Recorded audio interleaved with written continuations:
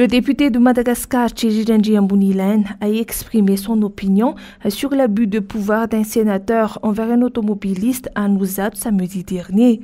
Un fait qui a provoqué une polémique sur les réseaux sociaux, puisque ce sénateur ne s'est pas contenté de gifler le chauffeur, mais il l'a aussi insulté par des injures. Le député Tchéji Mbunilen n'a pas hésité de dire que de tels actes de tyrannie sont une honte pour un sénateur et aussi pour l'institution gouvernementale à laquelle il appartient. Selon lui, les élus devaient être un modèle devant la population et non faire honte à son entité. Ce parlementaire a également exprimé son opinion sur l'insécurité qui sévit dans toute l'île.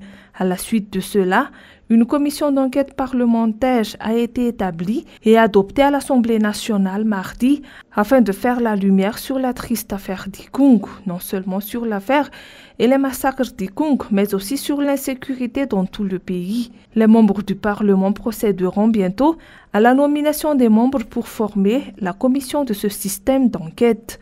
Les députés de Madagascar élus au nom du parti TIM insistent sur le processus de ce système d'enquête pour qu'il ait des résultats concrets pour très bientôt.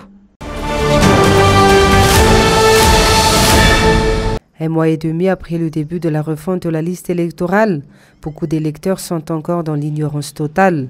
D'autres espèrent attendre l'arrivée du chef Fouktan chez eux pour s'y inscrire. La plupart croient déjà être dans la liste sans avoir reçu les agents recenseurs chez eux.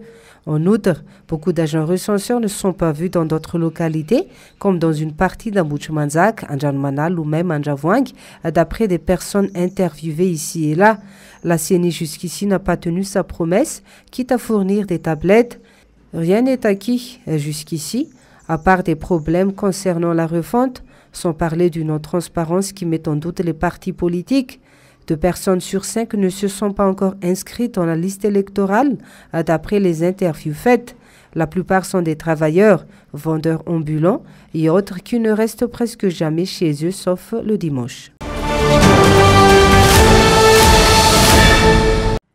Les habitants du Fouktan Manakambaïni, dans le 2e arrondissement, contestent le remplacement du chef Fouktan. Ils ont érigé une banderole devant le bureau du Fouktan pour faire valoir leur desiderata. Rappelons que le député IRD, élu dans le 2e arrondissement, a nommé quelqu'un pour gérer cette localité.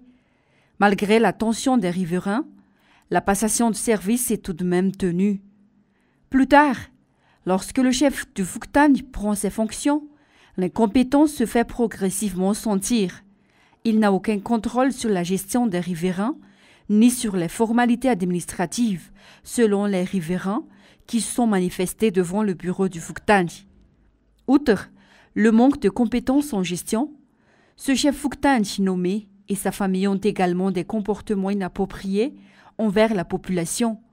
Les habitants ne cessent d'agir pour exiger la destitution du chef Fouktan, à moins que cette personne désignée ne quitte complètement ce poste. Cette personne est à l'origine du blocage du développement de cette localité. Le chef Fouktan n'a pas pu être joint au bureau. Il n'a donc pas été possible d'avoir son avis sur cet incident dans sa juridiction. La population réclame la transparence et invite les autorités compétentes à se pencher sur ce cas.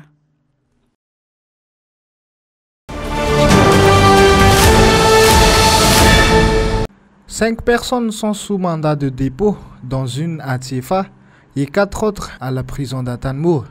C'est le résultat de l'enquête menée par le parquet devant le tribunal d'Anous concernant l'affaire de Rabbi Manatsu Andjiatin, dit Tsu. Selon l'avocat de sa famille, certains des accusés avouent leurs crimes. D'autres suspects sont encore recherchés. Sa famille affirme que les décisions rendues par le tribunal jusqu'à présent sont satisfaisantes. Cependant, la famille de Tsu reçoit encore des menaces de la part des accusés. Elle portera plainte face à celle-là et encourage tout le monde à suivre cette affaire de près. Pour rappel, Tsu a été brutalement tué à Mboumanarive le 8 novembre 2022. C'est un massacre planifié, contrairement à un semblant d'accident de voiture. Lorsque le corps a été examiné, de nombreuses blessures par une arme blanche ont été trouvées sur son corps. Cette affaire reviendra devant le tribunal le 19 janvier 2023, selon encore les informations. « 25 stands ont participé lors de l'Open Space 2022 à Tanminabani. Un événement soutenu par Friedrich Ebert Stiftung par le biais de Youth Leadership Training Programme ce jeudi. Open Space est un espace de rencontre, d'échange et de partage qui a pour objectif de réaliser une promotion de la culture démocratique à Madagascar. Ainsi, une occasion pour les jeunes leaders de discuter leur vision avec des acteurs de développement. Donc l'objectif de cette activité, c'est surtout de permettre aux jeunes de se mettre en relation, de parler de ce qui pourrait être fait ensemble, parce que les actions qui se font par les jeunes leaders, si elles sont cloisonnées, ne peuvent pas avoir de portée. Un débat qui concerne surtout les impacts des jeunes leaders qui ont bénéficié des programmes. Est-ce que c'est vraiment palpable leur impact? Nous parlerons des innovations qu'on pourrait apporter pour faire face à la crise alimentaire. Donc nous aurons le secteur privé qui sera représenté, quelques experts qui sont jeunes d'ailleurs aussi. Donc tout ça, c'est dans l'optique de toujours mettre en avant en fait la jeunesse. Donc cette activité, l'Open Space, qui a toujours existé depuis presque 10 ans, initié par la FES, notamment le programme YLTP, c'est vraiment permettre à tout le monde, tous les jeunes, de se mettre en réseau. Le programme YLTP permet de former des jeunes leaders actifs dans différents domaines politiques, secteur privé, administration publique, société civile, médias, diverses associations et bien d'autres. Les participants bénéficient des outils de ressources pour les aider à développer leur potentiel en tant qu'auteurs de changement. En outre, les bénéficiaires sont appelés à grandir et élargir l'impact dans sa communauté et milieu respectif. Le programme Open Space est initié en 2005.